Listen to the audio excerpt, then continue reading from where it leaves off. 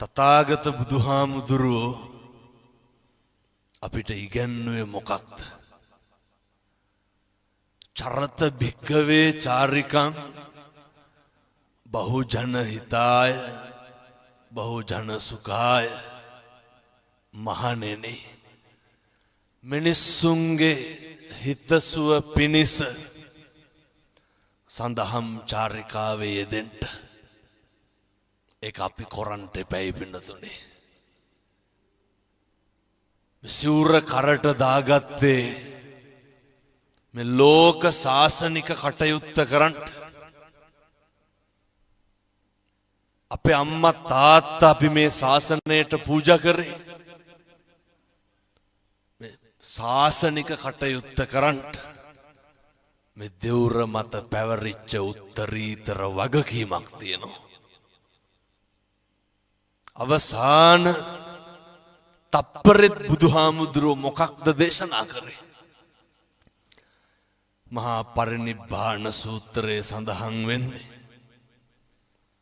උන්වහන්සේ පාවාවලට වඩිනකොට අපේ බුදුහාමුදුරුවන්ට අවුරුදු 80යි. හරි අමාරුයි. බැරිම තැන ආනන්ද හාමුදුරුවන්ට මොකක්ද කියන්නේ?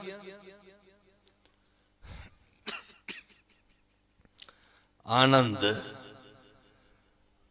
සංගල සිවුර 4ට විතර නමලා මට පොඩි ආසනයක් පනවන්න.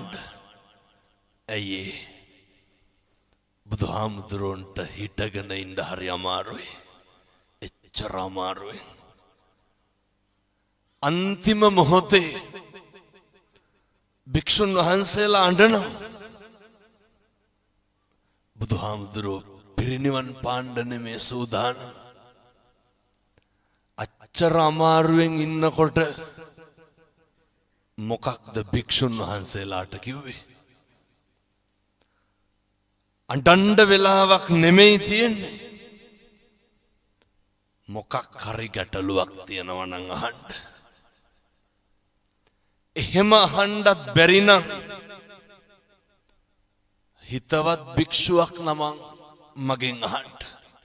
බලන්න අපේ බුදුහාමුදුරුවෝ ඒ සංසාරෙම කැප කරේ කවුරු වෙනුවෙන්ද? අපි වෙනුවෙන්. අන්තිම මොහොතෙත් අඬන්න එපා ධර්මයේ පිහිටන්න කිව්වේ. මේ දුක කියන කාරණේට බෙහෙතක් හොයාගත්ත එකම ජීවකයා කවුද? අපේ බුදුහාමුදුරුවෝ. උන්වහන්සේ දේශනා කරේ මේකට තියෙන එකම ඖෂධය මොකක්ද? ධම්මෝ සදං සමං නත්ති ඒතං පිඹත භික්කවේ. ඖෂධය නම් ධර්මයමයි. ඒක පානය කරන්න. තිබ්බේ නැද්ද අපේ තථාගතයන් වහන්සේට එදා දීපංකර පාදමූලයේදී නිර්වාණය සාක්ෂාත් කරගන්න තිබ්බේ නැත්? තිබ්බා. කවුරු වෙනුවෙන්ද කැපකිරීම කරේ? අපි වෙනුවෙන්. අපේ බුදුහාමුදුරුවන්ට කොච්චර ප්‍රශංසා කරාද කොච්චර නින්දා කරාද? හැබැයි බුදුපසේ බුදුමහරහතන් වහන්සේලා කායික දුක් විඳා. එහෙමනේ. කවදාවත් මානසිකව දුක් විඳාද? නැහැ. මිනිස්සු ඔය වඳින අත් දෙකෙන්මයි බෙල්ල මිරිකන්නේ. කම්පාවෙන්ට නරකයි. අර මතකද පොඩි කාලේ අහලත් ඇති. එක පොකුණක් තියෙනවා වතුර හිඳිච්ච. පොකුණේ ඉබ්බොත් ඉන්නවා, මාළුත් ඉන්නවා, කොක්කුත් ඉන්නවනේ. වතුර හිඳුනට පස්සේ ඉබ්බෙක් ඇවිල්ලා කොක්කුන්ට මොකක්ද කියන්නේ? කොකෝ වතුර තියෙන තැනකට ගිහින් දාපන්. කොකා කියනවා ගිහින් දාන්න. ගමන ඉවර වෙනකන් කට අරින්න එපා. මේක හොඳ පණිවිඩයක්. කට වහගන්න තරමට ප්‍රශ්න අඩු නැද්ද? කවදා හරි හොඳ හාමුදුරු කෙනෙක් ගෙනල්ලා හොඳ බණක් අහන්න. එතකම් මම මේ කියන ටික පිළිපදින්න. කොක්කු දෙන්න කෝටුවක් අරගෙන දෙපැත්තෙන් හපා ගන්නවා. ඉබ්බට කියනවා මැද්දෙන් හපා ගනි. උඩින් යනවා. හැතැම්මක් විතර යනකොට යට හිටපු මිනිස්සු වගේයක් ඉබ්බට ඔච්චම් කරනවා. ඉබ්බෙක් උඩින් යනවා කියලා. අපිට කොච්චර ඔච්චම් කරලා තියෙනවද මිනිස්සු? මෙහෙම දේශනා කරන්න හේතුව මිනිස්සු හරි කුහකයි. එහෙම නේ. මිනිස්සු හරි ඊර්ෂ්‍යයි. මිනිස්සු කැමති නෑ පින්නතුනේ අපේ දරුවෙක් විභාගකින්වත් පාස් වෙනවට කැමති නෑ. හරියට පද හදනවා. ඔය ඇත්තන්ගේ පැතිවල එහෙම නැතුව ඇති. මම කියන්නේ බොහෝ පැතිවල එහෙමයි. මිනිස්සු හරියට ගතු කියනවා. සමහර විට මේ අම්මලාට මතක් වෙනවත් ඇති අපේ ගමේ අහවලා වාගේ කියලා. මිනිස්සු එහෙමයි. මිනිස්සු කවදාවත් සතුටු නැහැ අපිට හරියනවට. හරි කැමති වරදිනවා නම්. ඉබ්බටත් ඕක උනේ. ඉබ්බා යනකොට මිනිස්සු ඔච්චම් කරා. ඉබ්බා මොකද කරේ? අර මිනිස්සුන්ට බැන්න. බනිනකොට ඉබ්බා වැටිලා මැරුණා. අපි මොකද කරන්නේ? කියමු බලන්න. ඔය ජීවිතේ කේන්ති ගියා නම් කවදා හරි කේන්ති ගියේ. පින්නතුනි මම මේ හරි කරුණාවෙන් දේශනා කරන්නේ. එක වචනයක්වත් අහක නම් දාන්න එපා. එක වචනයක්වත් අපත යවන්න එපා. මේ පින්නතුන් ජීවිතේ කේන්ති ගත්තා නම් කේන්ති ගත්තේ කවුරු හින්දාද? කවදාවත් මේ අම්මලාට තාත්තලාට ගෙදර දවල්ට බත් කාලා ඉඳගෙන ඉන්නකොට ඔය කේන්ති ගිහින් තියනවද? නිකන් ඉන්නකොට නෑ. ඉබ්බට කේන්තිගේ කවුරු හින්දාද? අර කොහෙවත් යන මිනිස්සු හින්දා. අපිට කේන්ති කියන්නේ ඇයි? කොහෙවත් යන මිනිස්සු හින්දා. විනාශ වෙන්නේ කවුද? අපි. මතක තියාගන්න ඕනේ. ඉබ්බා මැරෙනවා. සතියකට විතර පස්සේ අයත් කොක්කු දෙන්න එනවා. තව ඉබ්බෙක් ඉඳලා කියනවා කොකෝ වතුර තියෙන තැනකට ගිහින් දාපන්. කොක්කු දෙන්න මොකද ඉබ්බට කියන්නේ?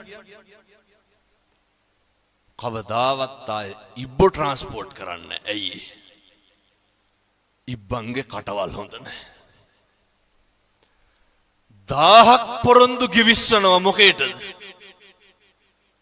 පොරොන්දු වෙනවා කොකෝ කට අරින්නේ නැහැ ගිහින් දාපන්. අයත් පරණ විදිහට කෝටුවක් අරගෙන දෙපැත්තෙන් හපාගෙන යනවා. හැතැම්ම දෙකක් විතර යන්න ඇති. අයත්තර යට හිටපු මිනිස්සු ඔච්චම් කරනවා ඉබ්බෙක් උඩින් යනවා කියලා. අර ඉබ්බද කට ඇරි නෑ. අර කෝටුව තව ටිකක් හයියෙන් හපාගත්තා. දැන් පාඩුවේ යනවා. අපිත් ඔහොම තමයි. අපි ඉවසනවද කරන්නේ කල්මරනවද කරන්නේ? අපි කියන්නේ ඔය පස්සේ බලා ගන්නම්කෝ. පස්සේ බලන්න යන්න එපා. මෙහෙම ටිකක් ඉන්නම් කියලා කියනව නේද? ජීවිතේ පුරුදු වෙන්න කල් මරනවට වඩා ඉවසන්න. මේක ටිකක් ඉවර වෙනකන්වත් මීටර් 500ක් විතර ඉබ්බ ගියා. කටවත් ඇරියෙන. දැන් ඉබ්බට ඉන්න බෑ. ඇයි? කොක්කෝ කිව්වේ නෑනේ උඹ හරි හොඳයි කියලා. බැරිම තැන ඉබ්බ අහනවා කොක්කුන්ගෙන් යාළුවනේ මං හොඳයි නේද කියලා. ඒ කොකාට මොකද ඉබ්බට මොකද වෙන්නේ? වැටිලා මැරෙනවා. පුරුදු වෙමු. ජීවිතේ මිනිස්සු ප්‍රශංසා කරන්න කටින්මයි නින්දා කරන්නේ. අපිට හොඳ නොකියපු කවුරුවත් බැනලා තියෙනවද? සැලෙන්න එපා. කම්පා වෙනවා කියන්නේ මොකක්ද? හෙල්ලෙනවා. චලනය වෙනවනේ. හෙල්ලෙන්න එපා. සේලෝ යතා ඒක ඝනෝ වාතේන සමීරති. එවං නින්දා ප්‍රශංසාසු න සමිච්ඡන්ති පණ්ඩිතා. පර්වතයක් වගේට බණින එක කාගේ වැඩක්ද? එක අනුන්ගේ වැඩක් නේ. මොකටද අපි කුලප්පු වෙන්නේ? අපි හොඳයි කියලා හිතාගෙන හිටපු එවුම්මයි. එහෙම නැද්ද? හිතාගන්න බැරි නම් ඔය ඇත්තන්ගේ පවුල ගැන හිතන්නකෝ. හොඳට හිටපු මිනිස්සු නේද? කවදා හරි වින කරන්න. අපි උදව් කරපු උදවිය නෙමෙයිද? අපෙන් යපිච්ච පිරිස නෙමෙයිද? පුරුදු වෙන්න. මොකටද? හෙල්ලෙන්න එපා. උදව් කරන එක අපේ යුතුයකම. බුදුවරු අපිට උගන්වලා තියෙන්නේ අපේ තියෙන සත්පුරුෂකම දෙන්න. ඇල්ලතර වේදුරුවක දෙයක්වත් බලාපොරොත්තු නම් වෙන්න එපා. ප්‍රතිරූප ගොඩනගාගෙන බලාපොරොත්තු වුණාම දුක අඩුයිද වැඩිද? මොකටද ප්‍රතිරූප? මිනිස්සු වෙනස් වෙනවා. දැන් ඔය මේ පැතිවල තියෙනවද ඔය නැන්දම් මලේලි ගස්ටනේ? නැතු ඇති මම හිතන්නේ. ඒක නම් හරි උද්‍යෝගයෙන් කිව්වෙත් තියනවා කියලා. කියපු හින්දම කියන්න. ඔය මේ අම්මලා ඔකට භාජනය වෙලා ඇතිනේ නේ. නන්දම්මගේ පීඩණයට හසු වෙලා දැන් අපි ඒක ආපහු දෙනවා කාටද? අපේ ලේලිට. අය මේ නන්දම්මලා කියන જાතිය කොහෙන්වත් එනවයි. නන්දම්මත් එක කලෙක කවුද? ලේලියක්. මේ තාත්තා හරි උමනාවෙන් කියනවා ඒක. ලේලියක්. ගෙනාපු අලුත අර කියනවා නේද අලුත ගෙනාපු මනමාලි වහලෙත් ගොම ගන්නවා කියලා. ගෙනාපු අලුත සතිය ඉන්නවා උපරිම. ඊට පස්සේ අපේ අම්මලාට බෑ මොකක් දරන්නද? දරන්න බෑ. පුදුම ඊර්ෂ්‍යාවක් තියෙනවා. එක කිරියම්ම කෙනෙක් මම මේ දොස් පරොස් කියනවා හැම නෙමෙයි. මට ආයේ බනවලට කියනෙකුත් නෑ. හැබැයි මම මේක කියනවා. මුන්ද මංගාවට එනකොට මූණේ අබ පුපුරනවා. ඒ කියන්නේ කේන්තිය. මම බැලුවා මෙච්චර මොකද? වෙවුලා කියනවා මම කියපු විදිහටම කියන්න. මගේ අශිෂ්ටකම කියලා හැම දොස් කියන්න එපා හොඳේ. කියපු විදිහේ ඉතින් කියන්න නම් ඕනේ නැහැ. ඔය ඇත්තෝ කියන විදිහමයි. හාමුදුරුවනේ අරකිත් එක්ක බෑ කිව්වා. කාත් එක්කද? බලන්නකො කතා කරන විදිහ. ඒ කියපු විදිහට මම හිතුවේ බණ පටන් අරගෙන විනාඩි 30ක් ගියා. තව පටන් ගන්නවත් බැරි වුණා මට.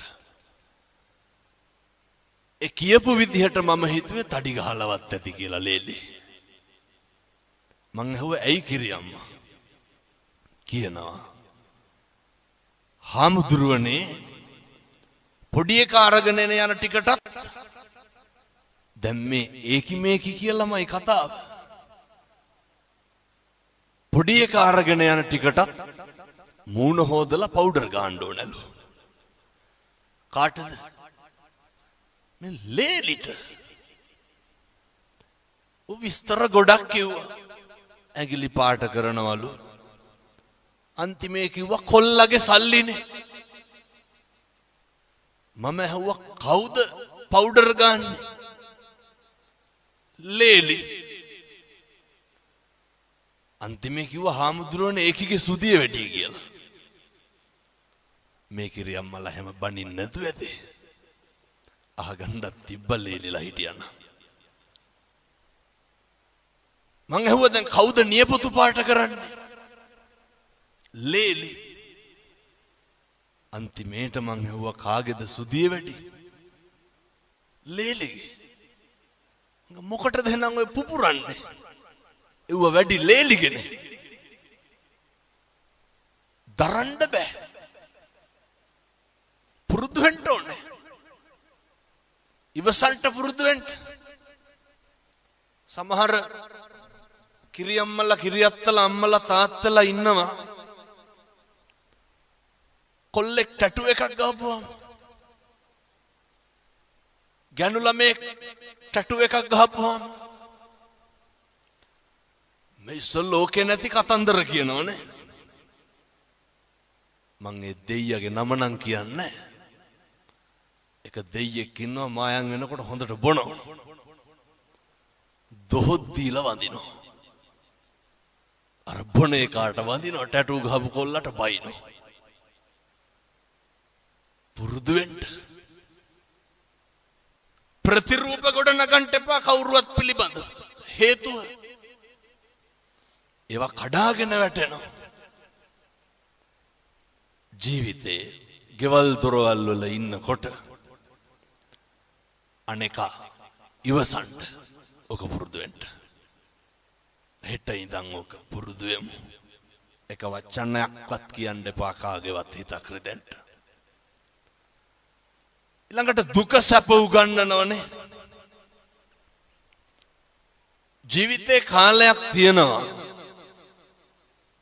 අපේ බුදුහාමුදුරු අනේ පිට සිටුතුමාගෙන් බිම්බිසාර රජුරුවන්ගෙන් විශාකාවගෙන් කොසල් රජුරුවන්ගෙන් මණික් අල්ලපු කුටිවල වැඩ හිටියේනේ. එහෙමනේ. අවසානයේ වේරංජාවේ වැස්වසුවට පස්සේ යවහල් වළඳන්න උනේ නැත්. මේවා හරි. අර කියන්නේ දුක සැප ලෝකේ ඇති යති පෙරලීනේ. මේක සමබර වෙන්න ඕනේ. කම්පා වෙන්න නරකයි දුක් වෙනවා කියලා. බුදුරු දුක් වුණාද? නැහැ. සමහර අම්මලා තාත්තලා කියනවා මෙතන කවුරුවත් නම් එහෙම කියන්නේ නැතුව ඇති. ඔය මෙරිලවත් යනවා නම් කියලා කියන්නේ නැද්ද? හදිසි නම් මට කියන්න. ඔච්චර මැරෙන්න ආස නම් මිරික ගන්න උන 6 විනාඩියක් විතර. අතාරිනවා. කිව්වට හරි බයයි. කවුද මැරෙන්න බය නැත්තේ? එහෙනම් මොකටද ඔය කියලා කම්පා වෙන්නේ?